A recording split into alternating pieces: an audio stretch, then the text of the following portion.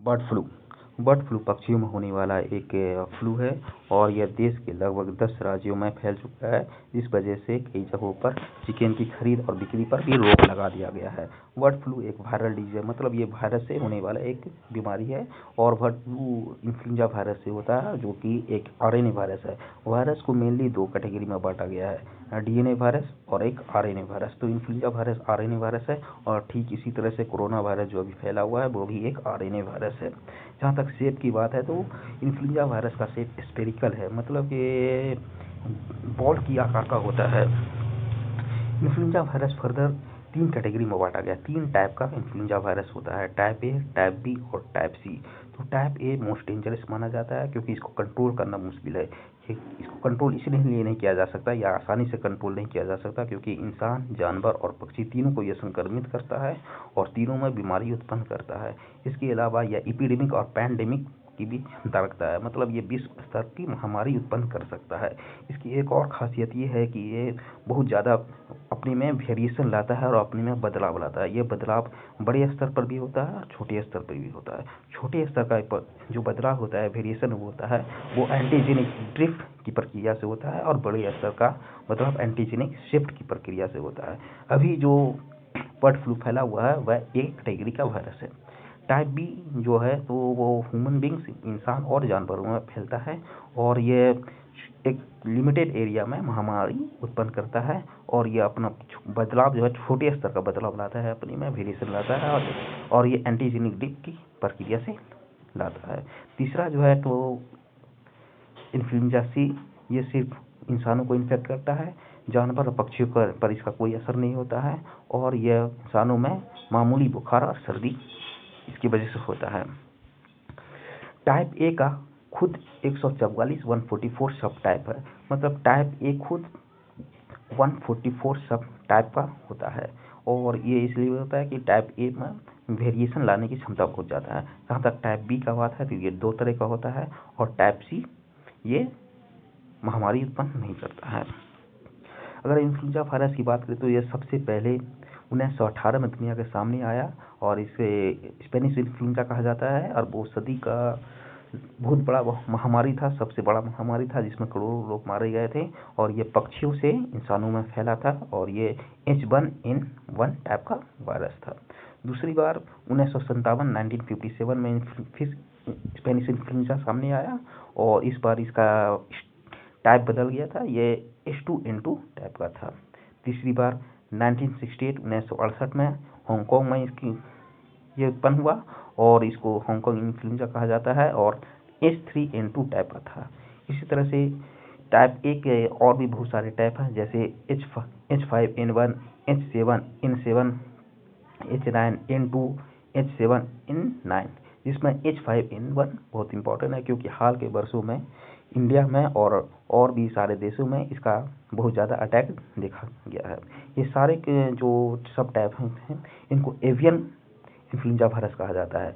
Avian इसलिए कहा जाता है कि एवियन इन्फ्लुएंजा वायरस उस वायरस को कहा जाता है जो मेनली पक्षियों को संक्रमित करता है, उसमें बीमारी उत्पन्न करता है, पर उसमें ये क्षमता होती है कि वो इंसान में को भी संक्रमित करे और उसमें बीमारी उत्पन्न करे। ये H1N1 जो है तो ये नामांकन, ये नाम रखने की एक पद्धति है जिसमें H1N1 जो वायरस के सरफेस पर एंटीजन है उसको डिनोट करता है। अब इन्फ्लुएंजा वायरस जो बर्ड फ्लू है जो इन्फ्लुएंजा वायरस से होता है वो पक्षियों से इंसानों में कैसे फैलता है। तो सबसे पहले ये इसमें इम्पोर्टेंट है कि ये अगर किसी इंसान को इन्फ्लुएंजा वायरस हो गया है तो वो इंसान से इंसान में नहीं फैलेगा। जब भी फैलता है पक्षियों से इंसान में या पक्षियों से पक्षी में। तो पक्षियों से इंसान में फैलने की जो प्रक्रिया है, जो फैलने का तरीका है, वह क्लोज कॉन्टैक्ट। अगर कोई इंसान किसी पक्षी जो संक्रमित हो उसका, चाहे वो जिंदा हो या मुर्दा हो, उसके क्लोज कॉन्टैक्ट में आ गया तो संक्रमण हो सकता है। इसके अलावा कच्चा या अधपका चिकन या एक अंडा खाने से इसकी संक्रमण हो सकती है। इसके अलावा जो कॉन्टेमिनेटेड सरफेस है, जो संक्रमित एरिया है, जो संक्रमित चीज़ है, उसके संपर्क में आने से भी इन्फ्लुएंजा वायरस का संक्रमण हो सकता है। इन्फ्लुएंजा वायरस जो होता है जो पक्षी के लार में और उसके मुंह में जो म्यूकस मेम्ब्रेन जो झिल्ली होती है उस पर होता है, तो उसके कॉन्टैक्ट में आने के बाद अगर हाथ से कोई कॉन्टैक्ट हो गया और उसके बाद आँख पर या नाक पर टच किया तो वायरस बॉडी के अंदर जा सकता है, इन्फेक्शन हो सकता है। इसके अलावा एयर से भी ये फैल सकता है। पक्षी जो बर्ड जो होते हैं अपने पंख वो फेदर को फैलाती है और झाड़ती है, उससे जो वायरस है एयर में भी फैल सकता है। अगर उस वातावरण में कोई सांस ले तो वायरस का इन्फेक्शन उससे भी हो सकता है। अब इसके लक्षण क्या है? तो लक्षण में इन्फ्लुएंजा वायरस के लक्षण में सबसे पहले तो सिर दर्द, बुखार, बदन दर्द, जोड़ों का दर्द, नाक का बहना, गले में दर्द, गले में सूजन, खांसी, उल्टी, ये सब आम लक्षण हैं। लेकिन अगर इन्फेक्शन सीवियर हो, बहुत ज़्यादा संक्रमण हो और इन्फेक्शन लंग से फेफड़े में पहुंच गया है तो निमोनिया और ARDS acute respiratory distress syndrome हो सकता है और इसमें वेंटिलेशन की ज़रूरत होती है। कितना डेंजर है, ये कितना खतरनाक है।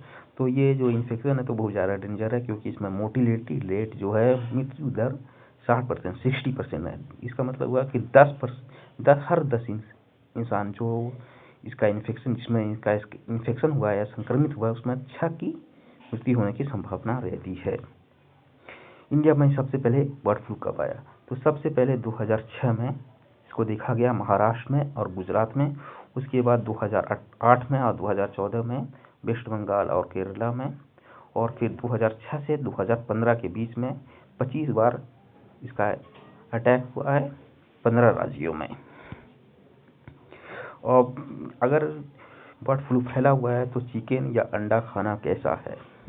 तो WHO इसके बारे में कहता है कि चिकन और अंडा खा सकते हैं, पर शर्त यह है कि वो पूरी तरह से पका हुआ हो। अधपका या कच्चा अगर कोई खाता है तो उससे संक्रमण की संभावना रहती है। इसके अलावा माइक्रोवेव से पकाने से परहेज करना चाहिए, क्योंकि माइक्रोवेव में जो पकता है वो बहुत जल्दी पकता है और वायरस जो डिस्ट्रॉय होता है तो एक पर्टिकुलर हाई टेम्परेचर पर पर्टिकुलर ड्यूरेशन तक रहने से भी डिस्ट्रॉय होता है। तो अगर